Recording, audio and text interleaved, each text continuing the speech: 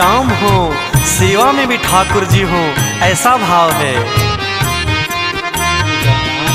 मुख में हो राम नाम, राम सेवा हाथ में। मुख में हो राम नाम, राम सेवा हाथ में। तू अकेला नहीं प्यारे, राम जी तेरे साथ में। तू अकेला नहीं प्यारे, राम जी तेरे साथ में। फिर विधि का विधान जान, हानि लाभ सहिए।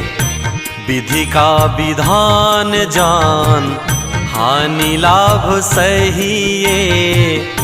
जाहि विधि राखे राम, ताहि विधि रहिए।